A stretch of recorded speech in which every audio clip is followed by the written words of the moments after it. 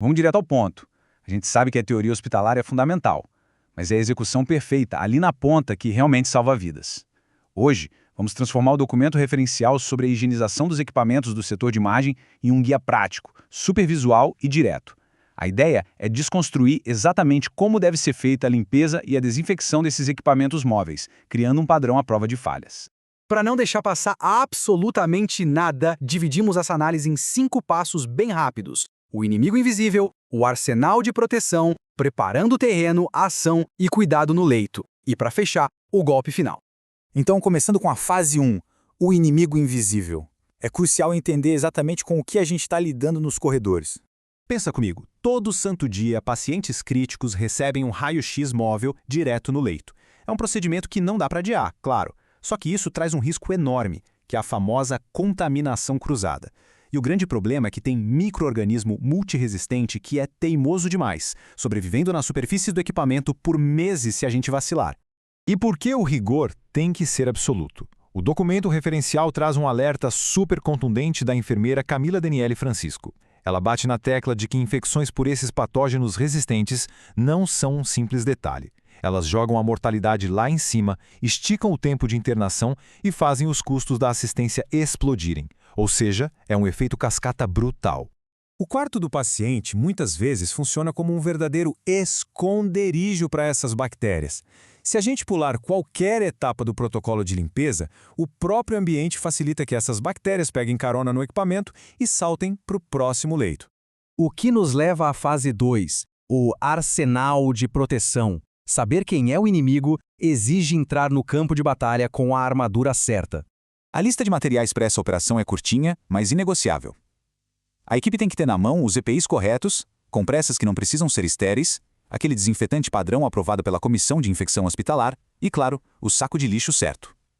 Cada um desses itens é uma barreira que impede a transmissão. O combo de avental e máscara cirúrgica é a primeiríssima camada de defesa, né? É o que blinda quem está trabalhando contra o contato direto e também contra as partículas no ar. Mas tem um detalhe importante sobre as camadas de proteção.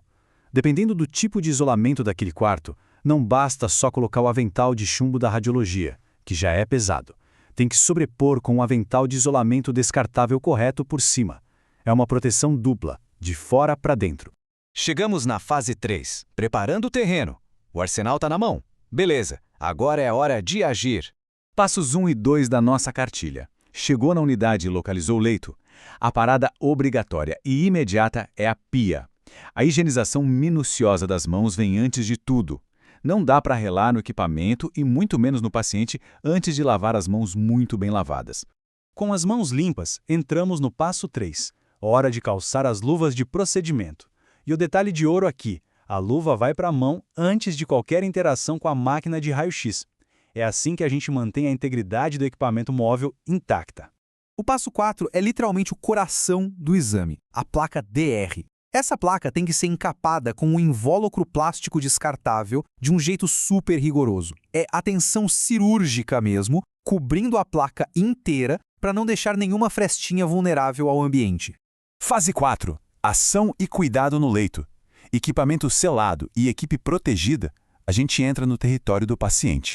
Os passos 5 e 6 vão puro foco. Entrou no leito? Checa a pulseira de identificação primeiro. Depois, a placa DR encapada é posicionada com todo cuidado, o exame é disparado e na hora de tirar, a mesma cautela extrema se aplica. Logo depois de tirar a placa de baixo do paciente, aquela capa plástica que a gente acabou de usar já está contaminada e precisa sair. Só que essa remoção tem que ser tão cuidadosa que não traga o menor risco de queda ou dano físico para a placa DR, que é uma peça altamente sensível e bem cara. Passos 7 e 8. O descarte não tem choro. O plástico vai direto para o lixo infectante.